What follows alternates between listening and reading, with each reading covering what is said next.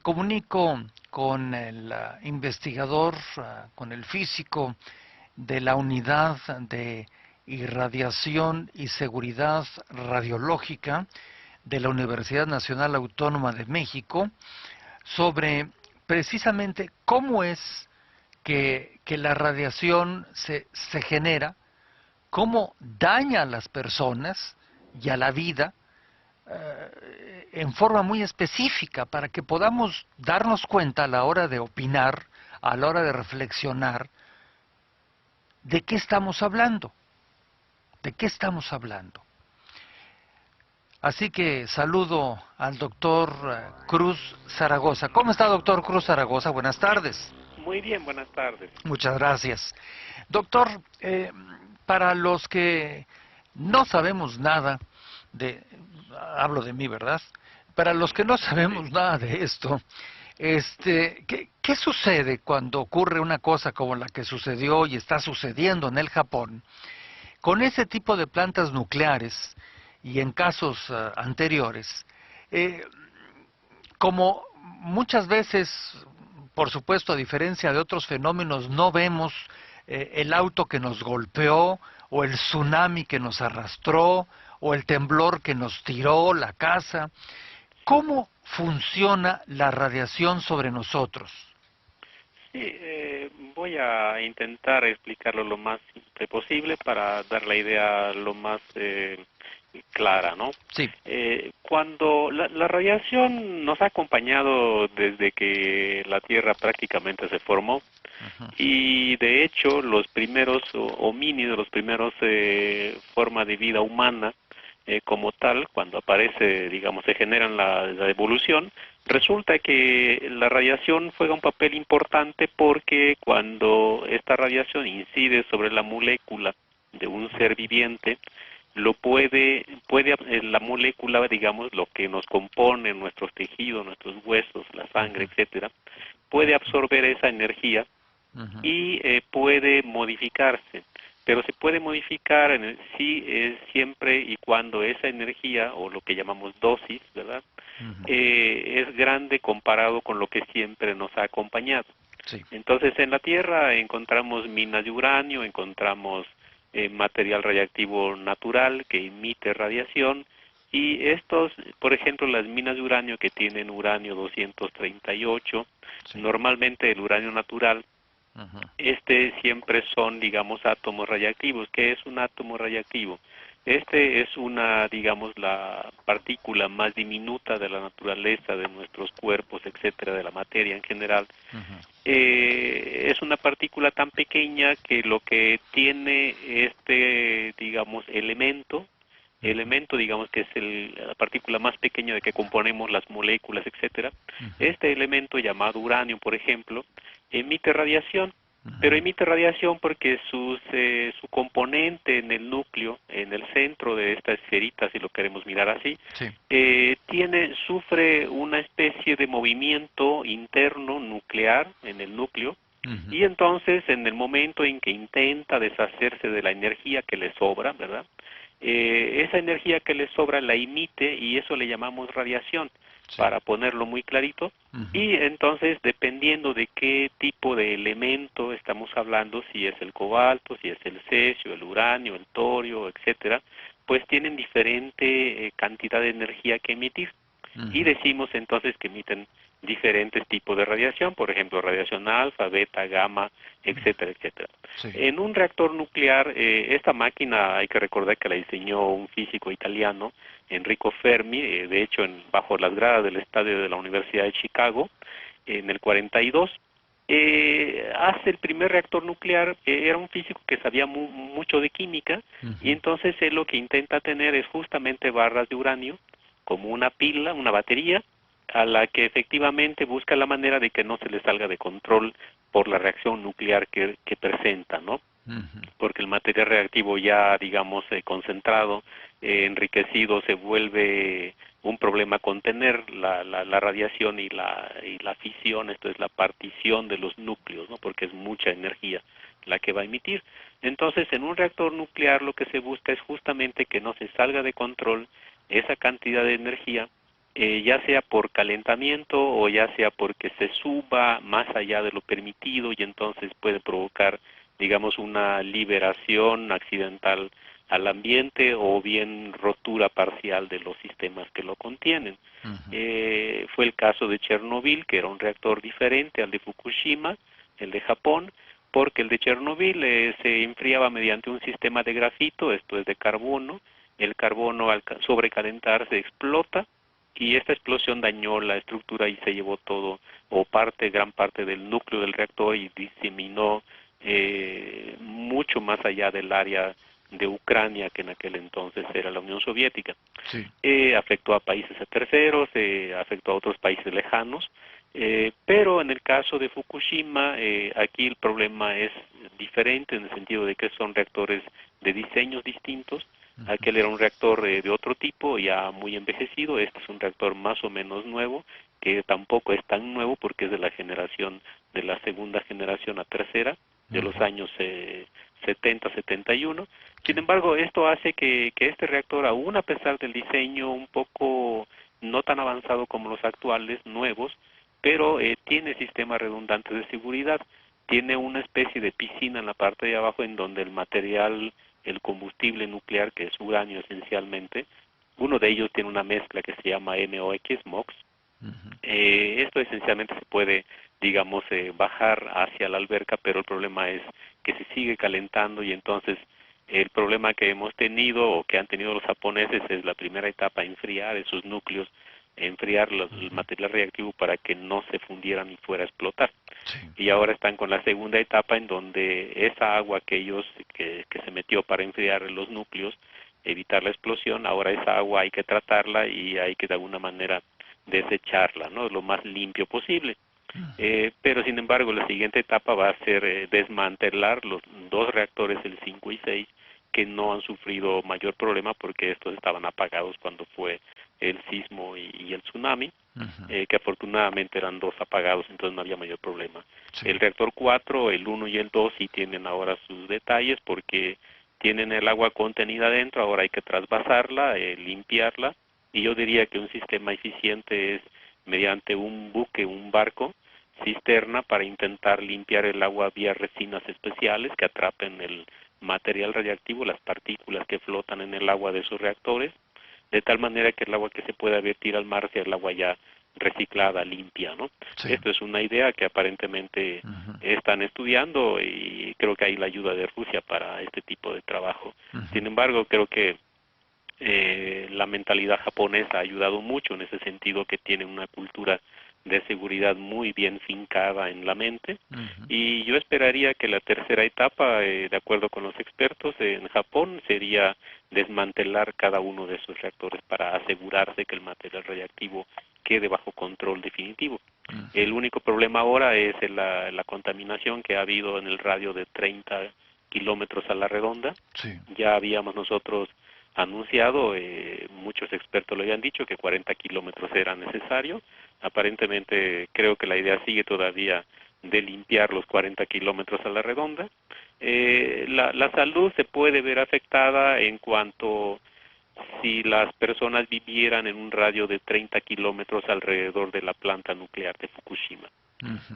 Porque el nivel de concentración de radiación y de material que se escapó, como el yodo cuando se produce en la planta nuclear y cuando en el núcleo del reactor, y cuando entra en contacto con el aire, pues se forma un gas, se sublima y entonces se arrastra por los vientos o las partículas de polvo en el ambiente normal, o bien por las lluvias o por algún otro fenómeno.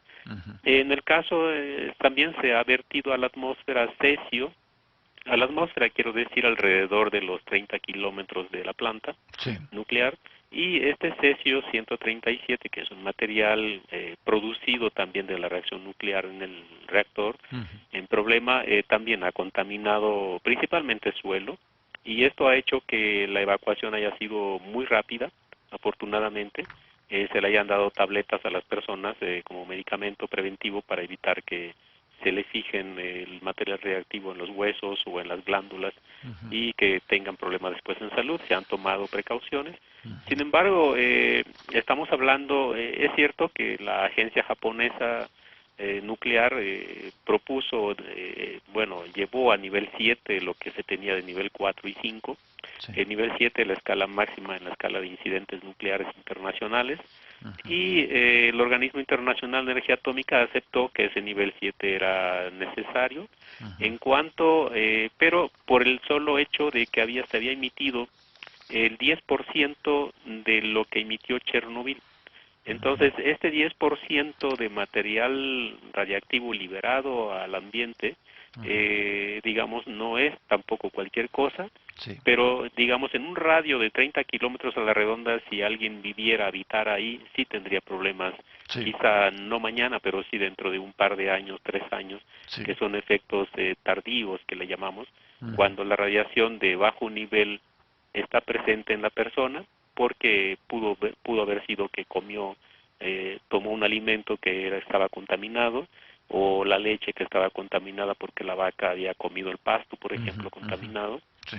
Y esto, radionúcleos se arrastran al cuerpo, y entonces cuando entran en contacto con el organismo adentro se fijan en huesos, se fijan en algunos órganos preferenciales, porque finalmente son sustancias químicas que tienen preferencias para cada parte del cuerpo. Y esto, digamos, en un tiempo relativamente largo, estamos hablando entre 10 a 15 años, en una persona puede tener efectos a la salud. Por ejemplo, pues puede sufrir de cansancio, mareos frecuentes, quizá pérdidas de apetito, o de cabello o de la vista, pero esencialmente son efectos tardíos que a veces muy difícilmente un médico experto o un epidemiólogo pudiera determinar el origen de este tipo de enfermedades. Tampoco hay que alarmarnos, solamente les estoy platicando el asunto de que esto, debido a una dosis alta y viviendo alrededor de los 30 o 20 kilómetros de la planta de Fukushima, se pudiera presentar. Pero afortunadamente la población ha sido evacuada inmediatamente después que se había evaluado la primera etapa del accidente. Sí. Entonces no hay ningún riesgo real en el sentido de que la población sufra de este tipo de síntomas. Está evacuada en los 30 kilómetros hasta los 40, tengo entendido. Entonces, ahora, los países que estamos alejados, afortunadamente no nos ha llegado mayor efecto, salvo algunas partículas que son suspendidas en el viento, suben a la atmósfera, estas se propagan porque hay corrientes de viento normal en el mundo, y hay algunos que son preferentemente hacia la parte norte del hemisferio de la Tierra, otros se van, hacen remolinos en el mar, etcétera, pero afortunadamente esto no ha sido ningún impacto, no es una amenaza real a la salud. Lo hemos padecido, de hecho, la radiación desde que aparecimos en el planeta, y entonces cuando la radiación todavía era mucho más intensa, mucho más alta que estos días, porque cuando la Tierra se forma hay mucho más radionúcleos radiactivos que emiten radiación. A pesar de eso, ayudó a la evolución molecular del hombre y se empezaron a generar toda una serie de mutaciones dentro de la especie, no solamente humana, sino los animales, las plantas, etcétera. Y conforme pasó los millones de años, esta radiación fue disminuyendo porque cada átomo de estos radiactivos tienen una vida que es como nosotros, una vida media, digamos, que después de cierto periodo de minutos o años o miles de años, tenemos la mitad de esa radiación que emitían. Después de otra vida media, decimos, tienen la mitad de esa mitad, y así sucesivamente. Entonces la radiación disminuyó en el tiempo. Somos afortunados de que ya no nos mutamos tan frecuentemente como especie o como seres vivos en el planeta. Y aún así hemos aguantado, digamos, radiación más alta. Por ejemplo, Chernobyl, bueno, fue 90% más intensa que la que está ahora en Japón, con una afectación de un área enorme en Europa. Basta recordar, por ejemplo, que entre 1945 a 1980, el mundo sufrió más o menos 545 pruebas nucleares hechas en el ambiente, a cielo abierto. Esto nos da idea de que el material radiactivo liberado de esas explosiones nucleares también se fue a la superficie del planeta y aún así seguimos viviendo. Esto nos da idea entonces de que efectivamente el humano o nuestras células como seres vivos somos Sí. adaptables a condiciones incluso extremas de Ujú. ambiente, y Sí, esperamos sí. que esto no nos Bien, vaya a mutar de bien. aquí a 5.000 años, ¿no? Claro, Pero claro. bueno, Ujú, seguramente que tendremos modificación natural ujú. de aquí a 5.000, 10.000 años, pero esto obviamente que ni siquiera nos vamos a dar cuenta de eso, Ujú, y nuestras vidas son tan cortas, a lo más 100 años, ujú. entonces de tal forma que tampoco podemos alarmarnos tanto en ese sentido, ¿no? Sí. Doctor, dos últimos puntos, Sí. doctor Cruz Zaragoza. Una de las cuestiones que se pregunta es en torno, y a ver si me lo puede usted describir de manera muy breve. Cuando una persona, por la causa que sea, consume carne, algún producto animal que está o estuvo sujeto a la radiación, algún, en ese momento ya pescado, Sí. este, algún alimento, al momento de consumirlo, esa radiación eh, va directamente y ataca al cuerpo humano eh, en la parte, vamos a decir, de sus propios átomos, de su formación casi más mínima. Eh, es un poco difícil asegurarlo, pero los humanos con el ADN, la famosa Sí. herencia genética que tenemos Ujú, todos, y que los hijos se parecen mucho a los padres, etcétera. ujú, Esta herencia genética, los genes, son los que pudieran afectarse, pero siempre y cuando sea una radiación muy alta. Por ejemplo, las personas que están ujú, trabajando directamente en la planta, los operadores de la planta nuclear, ujú, en Fukushima, sí, ujú, ellos afortunadamente ya se reprodujeron, excepto una persona que era muy joven, ujú, pero están muy conscientes de su trabajo. ujú. Ellos sí pueden sufrir afectación en su genética, Sí, porque la dosis es muy alta. claro. Sin embargo, si llegamos a comer, por ejemplo, un pescado o una Ujú, leche, un queso que estuviera contaminado por ujú, algún radionúclido, ujú. la radiación que emitiría este átomo en este tipo de productos sería tan baja que incluso el organismo no se percataría, no se daría cuenta Bien. de que un Ujú, átomo radiactivo se le metió. bien. Es tan baja la dosis que Claro. es mucho más peligroso, por ejemplo, hacerse 5 radiografías al mismo momento en la clínica o en el hospital, porque Ujú, la radiación es muy alta, ¿no? claro. Pero en el caso de un alimento no. Ahora, los controles que se han estado Sí. haciendo en muchos países ya que consumen o importan alimentos del Japón Ujú, es justamente identificar qué productos vienen contaminados y cuáles no. ujú. Los Bien. contaminados tienen una cuarentena o bien se Sí, desechan sí. mediante sistemas químicos, Ujú, y los que son consumibles, bueno, esos van al mercado. bien. Pero ya hay un Ujú, control también afortunado de los productos, ujú. y aun cuando comiéramos un pescado que tuviera algún contaminante sería muy bajo. Bien. No es Ujú, afortunadamente Fukushima no emitió tanto material fundente como Chernobyl. bien.